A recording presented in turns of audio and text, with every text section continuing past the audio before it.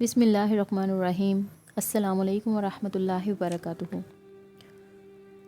فتح مکہ part 2، خطبہ مبارک کے بنیادی مطالب و مفاہم۔ اس مختصر سے خطبہ میں اسلام کے انقلابی دعوت و پیغام کے چند اہم اصول بیان ہو گئے۔ دین اسلام کا اصل اصول توحید ہے۔ اللہ کے سوا کوئی معبود نہیں، کوئی حاکم نہیں، کوئی مفتن نہیں، کوئی دستگیر نہیں، کوئی خالق و مالک نہیں۔ لفظ الہ میں یہ تمام مفاہیم موجود ہیں۔ ساتھ ہی شرک جیسے اکبر الکبائر کی تردید بھی آ گئی۔ لیظہرہ علی الدین کلہ کا بیان بھی آ گیا۔ پرانی عداوتوں اور انتقام کی پرزور مذمت بھی آ گئی۔ مفاخر قومی و نسبی کی بے کنی بھی ہو گئی، اور آپ صلی اللہ علیہ وسلم نے جاہلیت کی ان تمام جہالتوں کے متعلق فرما دیا کہ میں نے ان تمام چیزوں کو پاؤں تلے کچل دیا۔ ظہور اسلام سے پہلے عرب ہی نہیں بلکہ تمام دنیا میں نسل، قوم اور خاندان کی تمیز کی بنا پر فرق و تفاوت اور امتیازات مراتب قائم تھے۔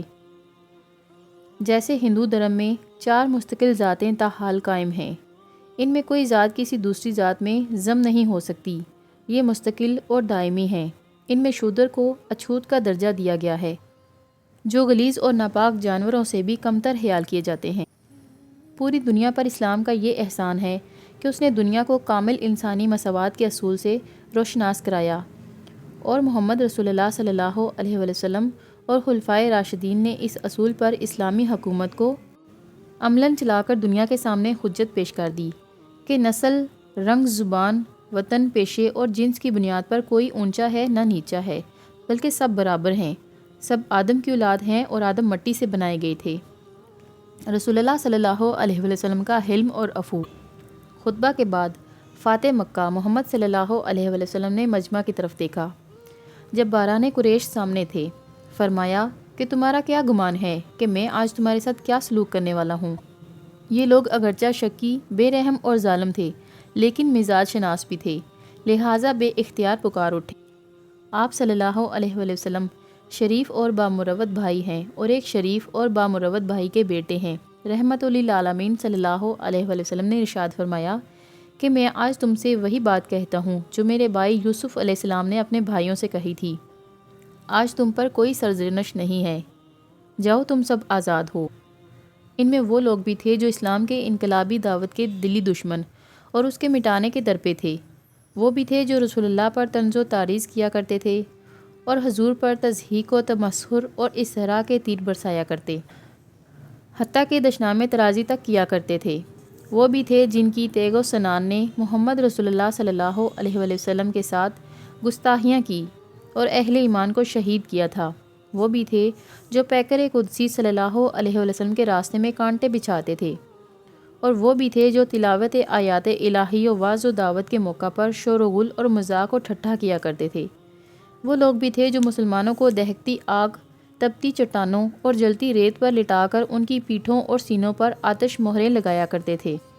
وہ بھی تھے جن کے حملوں کا سیلاب مدینۃ النبی صلی اللہ علیہ وسلم کے چھوٹے سے شہر کی دیواروں سے آ کر ٹکراتا تھا، لیکن رحمت عالم صلی اللہ علیہ وسلم کے حلم، رافت و رحمت اور عفو کا یہ کرشمہ ہے کہ آپ صلی اللہ علیہ وسلم فرماتے ہیں، آج کے دن تم پر کوئی الزام ہے اور نہ ہی کوئی ملامت ہے۔ میں آج تمہیں زبانی بھی کوئی دکھ نہیں پہنچانا چاہتا کہ پچھلی کوئی بات یاد دلا کر تمہیں شرمندہ و شرمسار کروں۔ کون نہیں جانتا کہ بسا اوقات جسمانی ایذا سے کہیں زیادہ تکلیف وہ زبانی ایذا ہو جاتی ہے۔ اجرائے وحی کے ابتدائی 3 سال تک رسول اللہ صلی اللہ علیہ وسلم زبانی ایذا کا ہدف بنے رہے تھے، جس پر قرآن مجید میں نبی اکرم صلی اللہ علیہ وسلم کی دلجوئی کے لیے آیات نازل ہوا کرتی تھی۔ رسول اللہ صلی اللہ علیہ وسلم چاہے کوئی جسمانی ایذا نہ پہنچاتے، لیکن اس موقع پر چند جملے ایسے ارشاد فرما سکتے تھے جو قریش کی ذہنی ایذا کا سبب بن سکتے تھے، لیکن رؤوف الرحیم اور کریم رسول اللہ صلی اللہ علیہ وسلم کی شرافت و مروت نے یہ بھی گوارا نہیں کیا، اور قریش کے اس سہمے ہوئے اور خوف زدہ مجمع سے فرمایا تو یہ فرمایا کہ آج تم پر کوئی سرزنش نہیں ہے، اور جاؤ تم سب آزاد ہو۔ اشتہاری مجرم۔ سیرت کی کتابوں میں بیان ہے کہ رسول اللہ صلی اللہ علیہ وسلم نے اگرچہ اہل مکہ کو امن عطا فرما دیا تھا، لیکن چند لوگ ایسے بھی تھے جن کے متعلق یہ حکم تھا کہ جہاں ملے قتل کر دیے جائیں۔ مختلف روایات میں ان کی مختلف تعداد آتی ہے، البتہ اکثر روایات میں 10 لوگوں کا ذکر ہے۔ ان میں سے 6 خلوص دل سے ایمان لے آئے تھے اور انہیں معافی مل گئی۔ ان ایمان لانے والوں میں وحشی رضی اللہ عنہ بھی تھے، جو حضرت حمزہ رضی اللہ عنہ کے قاتل تھے۔ بعد میں انہی کے ہاتھوں مسلمہ کذاب واصل جہنم ہوا، جو جھوٹے مدیان نبوت کا سرخیل تھا۔ صرف 4 شخص قتل ہوئے، 3 مرد اور 1 عورت۔ مردوں میں سے ایک نے منافقانہ طور پر ایمان لا کر جنگ میں کہیں چھپ کر ایک انصاری کو قتل کیا تھا۔ ایک وہ تھا جس نے رسول اللہ صلی اللہ علیہ وسلم کی 2 صاحبزادیوں کے ساتھ شرارت کی تھی جبکہ وہ ہجرت کر رہی تھی۔ ان کو اونٹوں سے گرایا گیا تھا، جس کے نتیجے میں حضرت زینب رضی اللہ عنہ کا حمل ساقط ہو گیا تھا۔ ایک لونڈی تھی جو فاحشہ بھی تھی اور مغینہ بھی، جو رسول اللہ صلی اللہ علیہ وسلم کی ہجو میں نہایت شرمناک گیت گایا کرتی تھی۔ نصر من اللہ و فتح قریب کا کامل ظہور۔ فتح مکہ کی صورت میں اندرون ملک عرب انقلاب محمد صلی اللہ علیہ وسلم صاحبات الصلاۃ والسلام کی تکمیل ہو گئی، اور سورہ صف میں جو غزوہ احزاب اور سورہ احزاب سے متصلاً بعد نازل ہوئی، ان الفاظ مبارکہ میں جو بشارت دی گئی تھی وَأُخْرَى تُحِبُّونَهَا نَصْرٌ مِّنَ اللَّهِ وَفَتْحٌ قَرِيبٌ وَبَشِّرِ الْمُؤْمِنِينَ سورہ صف آیت نمبر 13، وہ بشارت پوری ہو گئی۔ اللہ اور اس کے رسول صلی اللہ علیہ وسلم پر پختہ ایمان رکھنے والوں اور اللہ کی راہ میں اپنے مالوں اپنی جانوں کے ساتھ جہاد کرنے والوں اور اللہ کی راہ میں صفیں باندھ کر اس طرح قتال کرنے والوں کو جیسے سیسا پلائی دیوار ہو۔ آخرت میں لغزشوں اور خطاؤں کی مغفرت، دخول جنت اور جنات عدن کے پاکیزہ گھروں میں حلوت و سکونت کے وعدوں کے ساتھ ساتھ جو اللہ تعالیٰ کی نظر میں اصل کامیابی ہے، ذالک الفوز العظیم۔ اس دنیا میں بھی نصرت الہی اور فتح قریب کی نوید جاں فضا سنائی گئی تھی، جو فطری اعتبار سے انسان کو بڑی محبوب ہوتی ہے۔ چنانچہ فتح مکہ کی صورت میں صحابہ کرام رضی اللہ عنہ کی نگاہوں کے سامنے اس بشارت کا ظہور ہو گیا۔ گویا اس طرح انا فتحنا لک فتحا مبین کا اکمال و اتمام ہو گیا، اور جزیرہ نمائے عرب کی حد تک انقلاب محمدی علی صاحبات الصلاۃ والسلام کی تکمیل ہو گئی۔ چند اہم ترین موڑ۔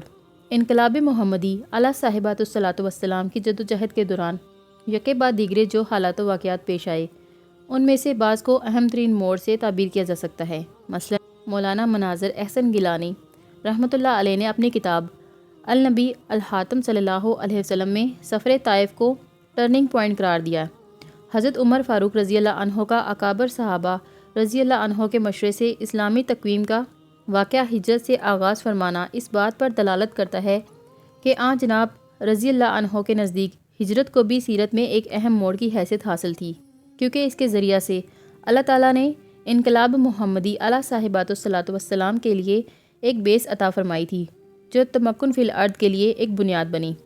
اس کی طرف اشارہ ہے سورہ حج کی اس آیت مبارکہ میں الذین ان مکناہم فی الارض اقاموا الصلاۃ وآتوا الزکوٰۃ وآمروا بالمعروف ونہون عن المنکر، جس کے متعلق حضرت عبداللہ بن عباس رضی اللہ عنہ کا قول ہے کہ یہ آیت اور اس سے ماں قبل والی آیت دوران سفر ہجرت نازل ہوئیں۔ پھر غزوہ احزاب کے وقت عرب میں ایک طرف رسول اللہ صلی اللہ علیہ وسلم اور صحابہ کرام رضی اللہ عنہ تھے، اور دوسری طرف تمام مشرکین عرب بالخصوص قریش مکہ اور یہود تھے۔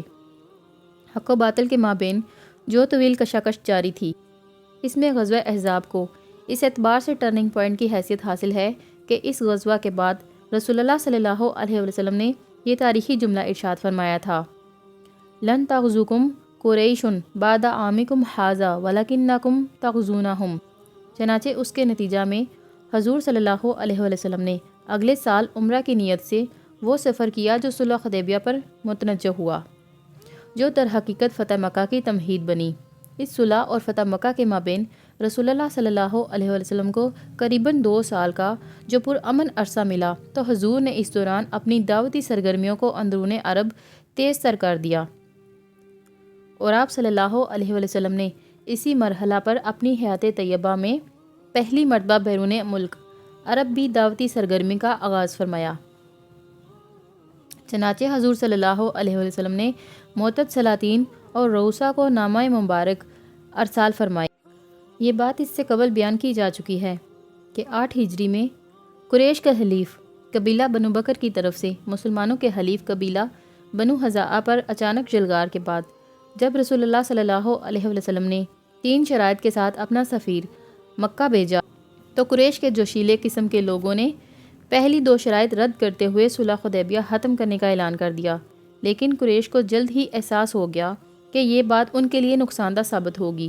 چنانچہ ابو سفیان صلح کی تجدید کے لیے مدینہ آئے اور اس کے لیے بھرپور کوشش کی، لیکن اس میں انہیں کامیابی حاصل نہیں ہوئی۔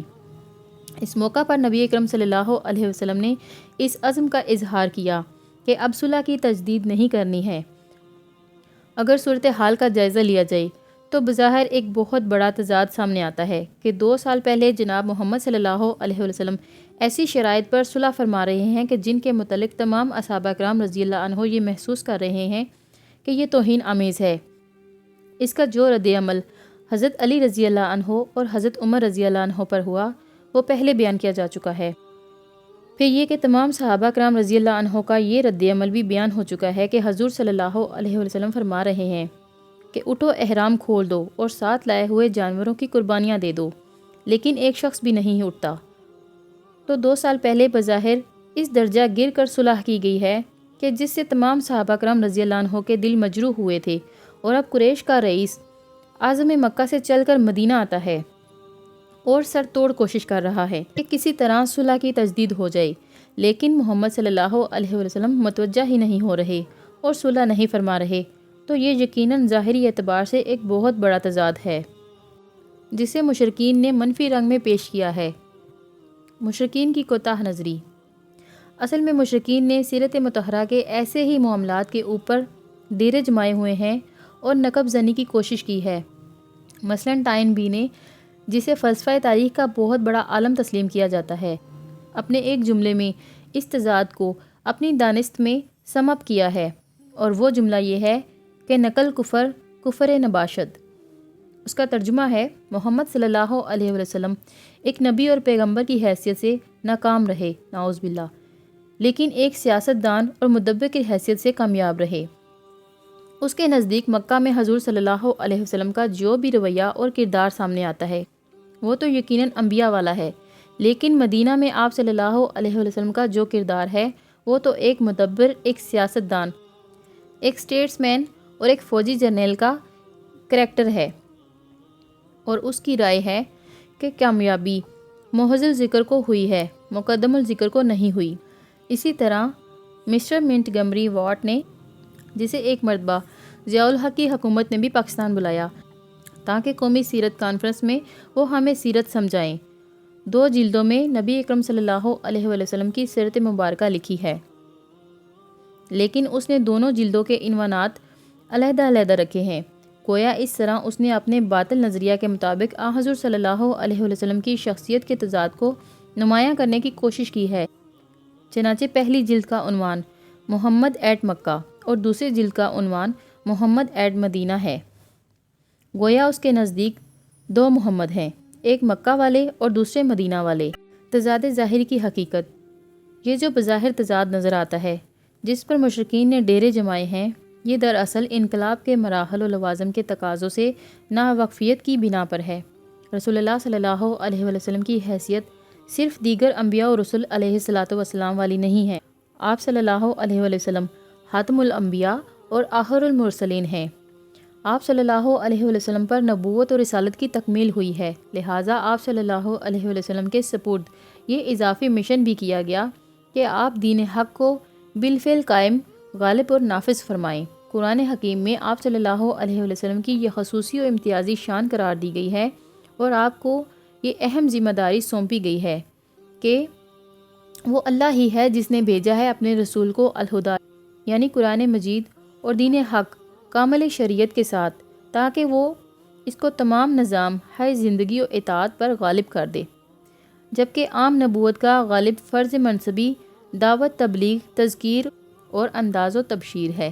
چنانچہ منصب نبوت کی اس بنیادی ذمہ داری کے ضمن میں قرآن مجید میں بار بار یہ الفاظ آئے ہیں کہ ہمارے نبی اور رسول اللہ صلی اللہ علیہ وسلم کے ذمہ سوائے پہنچا دینے کے اور کوئی ذمہ داری نہیں ہے، لیکن نبی اکرم صلی اللہ علیہ وسلم بحیثیت خاتم الانبیاء اس اساسی ذمہ داری کے ساتھ ایک اضافی اور خصوصی ذمہ داری یہ بھی تھی کہ آپ دین حق کو عملاً غالب اور قائم کر کے دنیا کے سامنے اس کی ایک نظیر و مثال پیش فرما دیں تاکہ نوع انسانی پر عبدالآباد تک کے لیے حجت قائم ہو جائے۔